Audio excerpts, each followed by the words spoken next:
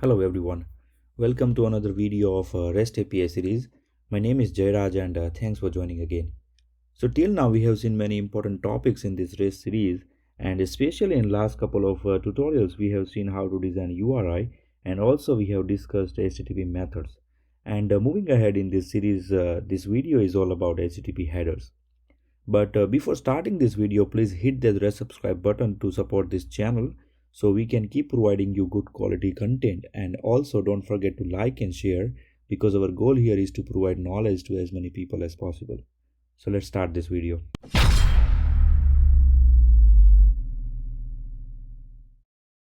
In our previous video, we have seen that REST communication flow has different segments such as URI, HTTP methods, HTTP headers, and response codes and request and response body. And we also know that to make our communication efficient and secure and successful, all of these segments needs to work together. And also in our previous tutorial, we have seen how HTTP methods such as GET can work with HTTP header properties such as ifnonematch, and we can create conditional GET method, and that can save a lot of bandwidth for network. So if you guys haven't watched that tutorial, please go back and visit, and I already put the link into the description. So among these segments, a header is very important part of REST communication, because to make this communication more versatile in terms of handling load and providing desired response to client with using less bandwidth. So in this video, we will look into different header properties, and also this header designing known as metadata design, because here data we stored in header is not the data that client asks for, but this data helps to make communication better. So first of all, what is header? So header is a segment in request or response that provides an extra space to client and to server, and this space can be used to put additional information with request, and this information could be very important for server as well as client, and also the intermediaries such as proxies and gateways. So to understand this better, take our previous example of sending a letter to someone. We write useful information in paper and put it inside the envelope, and we put address outside. So basically all the information needed to make communication smooth, we put it outside. Our main information is inside the envelope, and only client can see that main information, but other information such as this address others can see. So header is basically a collection of key value pairs, and here this key is a property, and there are many different kind of properties with HTTP header, and we will discuss few important ones because we can't cover everything here.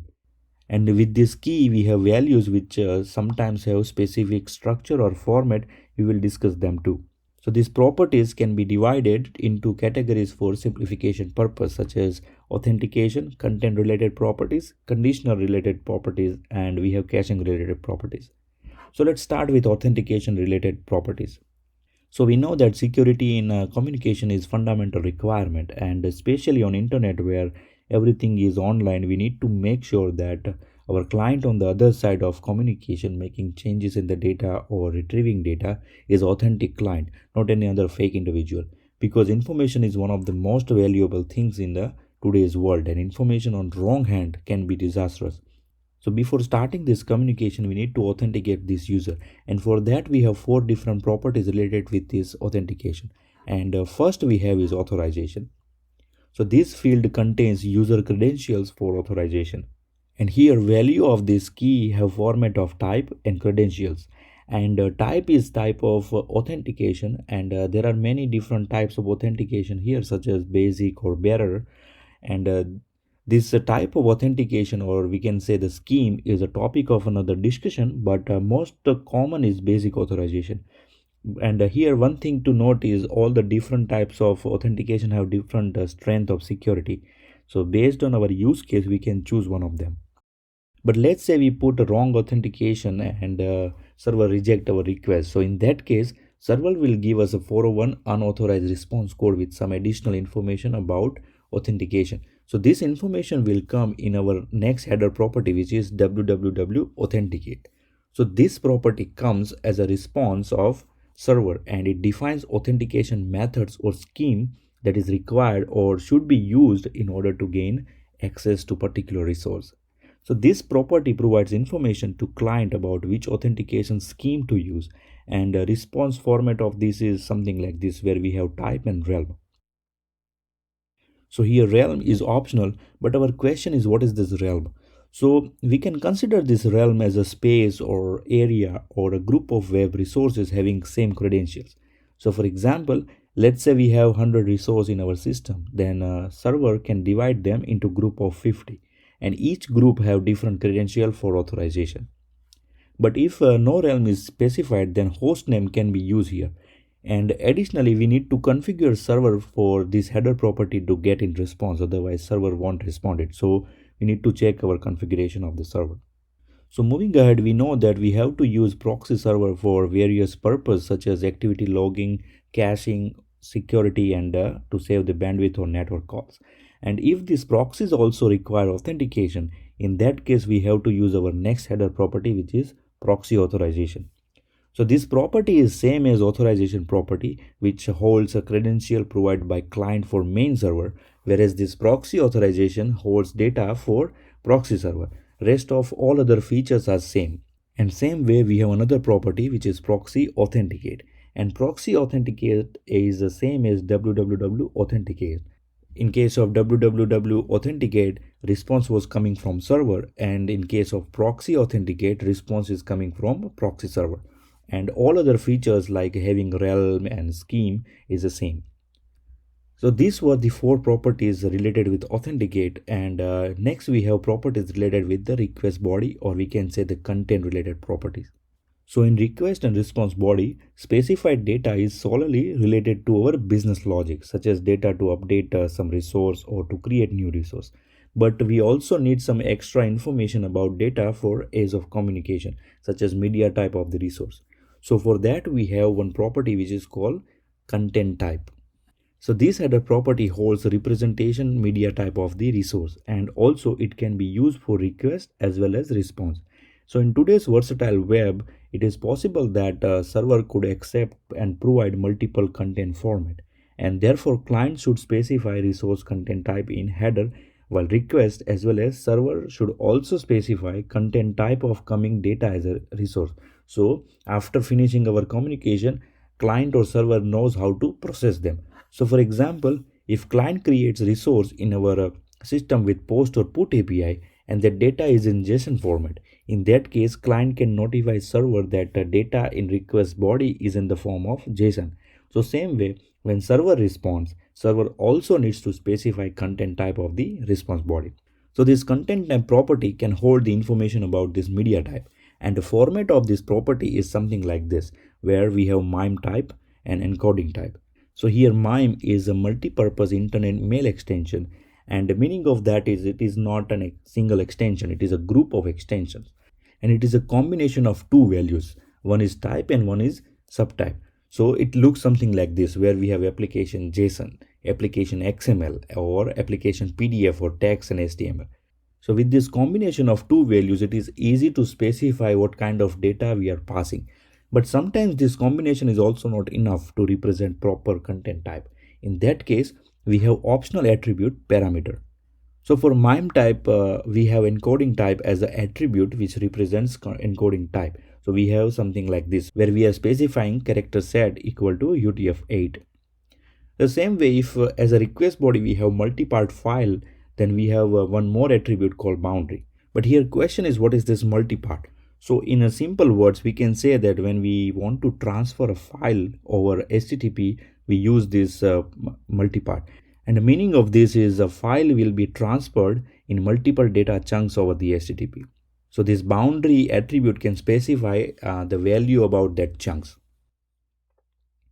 So moving ahead, we have content length. So this property represents size of content body, and the value will be in the bytes. So in previous tutorial when we were discussing head method, we have seen this property. So this is very helpful header property, because client can know the size of response body before client start download. So if file is too big, then client can make decision based on that. And value of this property represents a number of bytes. So moving ahead, we know that to make our communication faster, it is better if we can reduce amount of data we are exchanging. So data compression is one of the ways to reduce the size of the payload, and most of the modern servers can do that. So for that we have next property, which is content encoding.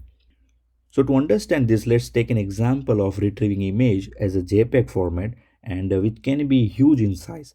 But instead of sending image as it is, we can compress and send, and client can decode to get the desired format. But for this, server needs to tell client how to decode or which decode mechanism to use for that. So this field can hold information about compress algorithm. So when client gets this field in the response, that means response body needs decoding to get desired form of media type. And format of this property is something like this, where we are specifying gzip or compress or identity and something like that. And here multiple values also we can pass, like gzip and compress together with comma separated values. But sometimes client doesn't have ability to apply a specific decompress algorithm. So for example, client requests for JPEG file and server send compressed version of image, and in content encoding, client got gzip value. But now client doesn't know how to decode this file. So server already give the information how to decode, but client doesn't know how to apply that algorithm. So to resolve this issue, we have another property called acceptencoding. So when client requests for some resource, client can put accepted encoding types here in this acceptencoding field, and server will respond resource in that particular encoding mechanism if possible. So basically at the time of requesting, client can negotiate this encoding type. So for example, we can put accept encoding as gzip. So client can put this accept encoding in request, and server will respond with a content encoding. Moving ahead, we have contained location, and this property represents an alternate location of the return data. And the value of this property is a URL that is pointing to that particular resource. So for example, you are publishing some blog or an article, you put article in request body and you fire post API. And because we are creating new resource here, response of that publish comes as a 201 created. But we will get one more value with that header, and that will be this content location, and there we can see the URL if we want to see that article. So same way for online money transaction, we get receipt URL. That receipt resource was created after we press this send button, and at the success we get this URL. So this property is very helpful in our real world application. So this was the property about our content, and moving ahead we have few properties which is related with content negotiation. So probably you have heard content negotiation term before. So this content negotiation is a concept that helps client to ask server a specific format of content in the response. So for example, we have server that is returning data in JSON as well as XML, and where default content type is XML for that server. But client doesn't understand XML. It requires only JSON data. So in that case, client can request specific format of representation, and if it is possible, server can return data in that particular format that client asks for. So this is content negotiation, and for that we have one property which is called accept.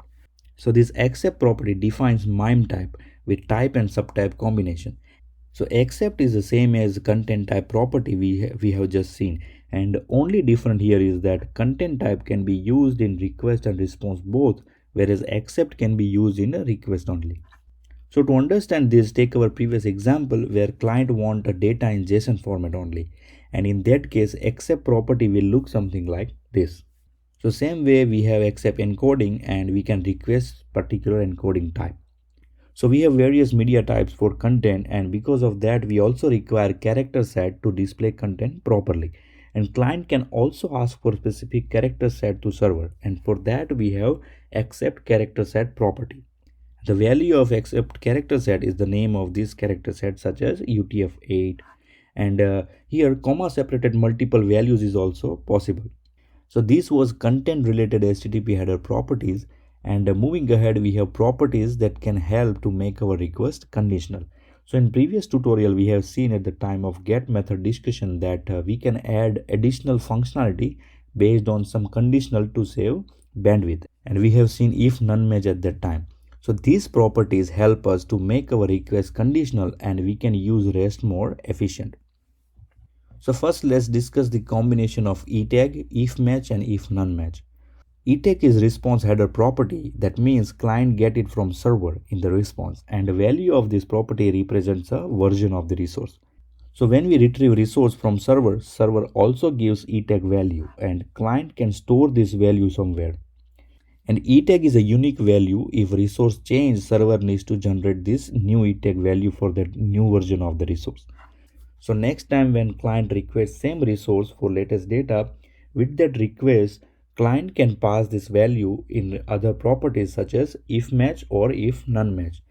So based on a comparison between value provided by client and the current value of etag at the server side, and server responds based on this comparison. So for example, let's say we put that value in if match field, then server will take action if etag matches with the current value. So for get and head, server will respond if etag matches. For other methods like put, server will update data if etag value matches. So here etag with put is very helpful to prevent a simultaneous update of the resource. So for example, we are trying to edit user information from two different computers. In that case, we can use if match with put, and if etag doesn't match, then server will return 40112 precondition failed response. That means resource has been modified by some other client after we retrieve it. So we need to fetch latest copy again and then update the resource. As the same way, in case of if none match, if no other resource matches this etag, then server will take an action. So in case of get and head, server will respond with a 304 not modified if condition fails. That means that the resource hasn't been changed after last retrieval. So client already have latest resource and no need to send the data again. So response will only have header, not the body. So by not sending body, we are saving network bandwidth here. And for other methods also, server will take action if none of the resource matches that. So this way, this property with combination of other feature of HTTP provides a few useful functionality. But this approach of saving bandwidth have one flaw. It saves bandwidth, but it also increases load at the server side. Because if you think every time we send etag with request, server needs to compare etag with latest etag value. And to get the latest etag value, server needs to calculate that. And to calculate etag, server needs to retrieve the latest resource and check for the last modification, which is extra work at the server side. But nowadays, our latest servers and configurations have a new approach of dealing with this problem. And in that case, server creates etag value when someone updates the resource, and server stores that etag value for future use and they can reuse it. So server don't need to create etag at the runtime. So this way we can save time as well as bandwidth. Here one thing to note is that value of etag is a version number or a combination of hash code of different values. And additionally, we can use comma separated values for multiple etags. And also, if we want to address all resources, then we can use asterisk there as a value of etag. So this way, the combination of etag, if match and if none match is very important. So moving ahead, we have last modified. So this is also a response property. That means client gets it from server as a response, and it is the same as etag, but instead of giving hash code value, it returns timestamp. So logically, timestamp is less accurate than hash code, and it looks something like this, where we have day name, then day, month, year, and then at the last we have the time zone. So value here represent time and date at which resource was modified. We use this property with other two properties like if modified since and if unmodified since. So here if modified since makes a request conditional with condition that server will transmit value with 200 response code only if resource is modified after last modified time. Otherwise it will return 304 not modified. The same way if unmodified since makes server to send resource only if it is not modified after the last date. We can use this unmodified since property with the post and put, and in that case if condition fails it will return 412 precondition fail. So this combination of last modified, if modified since and if one modified is same as the combination of etag, if match and if none match, but etag combination takes precedence over last modified because of the accuracy. So if you use etag and last modified both, server will consider etag combination only. So moving ahead, we have caching related header properties, and in simple term, caching means save it now and use it later. So caching is also very important for efficient communication, and for that first property we have is age. So this property defines time for how long object or data has been in the proxy cache. And the value of this property is in seconds. So usually this value is calculated based on current time and the time of fetching. So that means if age is 0, that means resource has just been fetched from the main server. So this property is very useful because if data is sitting there in cache for too long, then we can consider that data is not fresh and we can ask for the fresh data. So now question is, who can decide time for getting old? That means after what time we can consider this data is no longer fresh. We can ask for fresh data. So next property can help us with that, which is cache control. So this cache control properties defines the instructions for caching, and those instructions can be used to control caching mechanism, and both client and server can use this. So many values are there which is possible as a value of cache control, and we can put multiple values also. So we have one property max age, and the meaning of this particular line is that resource data is not fresh if age is more than 30 seconds. So that means if age is more than 30, then cache will again request for a fresh data from the main server. Same way we have minimum fresh value. That means that client need a resource which is at least fresh for 15 seconds. And also we can control this caching by putting other values such as this public. If we put a cache control public, that means that server will try to cache that particular resource even if that resource is not cacheable. If we put private here, we'll make sure the response will be cached by browser cache only, not any other cache. We have one more value here in the cache control, which is only if cache. So this value can help us to save network bandwidth. And if we use this property, then server will respond only if resource is in the cache. It won't make any network call for that. And another value we have is no store. So this means is if we don't want any cache mechanism to operate in on our resource, we can use this value in the header. So these were very basic header properties, and this list of these different values is long, but we can't cover everything here. But this is the general idea, and we can use the same idea to understand other properties. And for that, if you want to read more, I put a link into the description so you can read about it.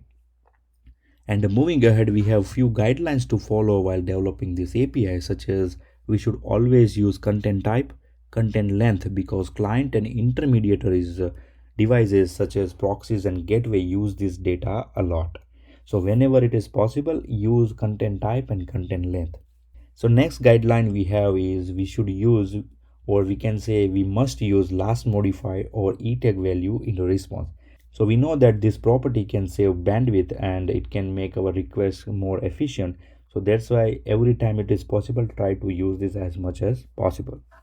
Third guideline we have is a store resource type must use put with conditional to save simultaneous update.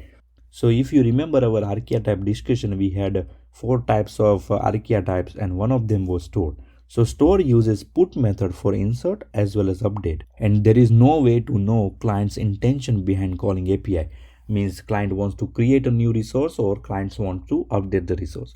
So it is better to use last modified or e-tag to prevent conflict at the server side.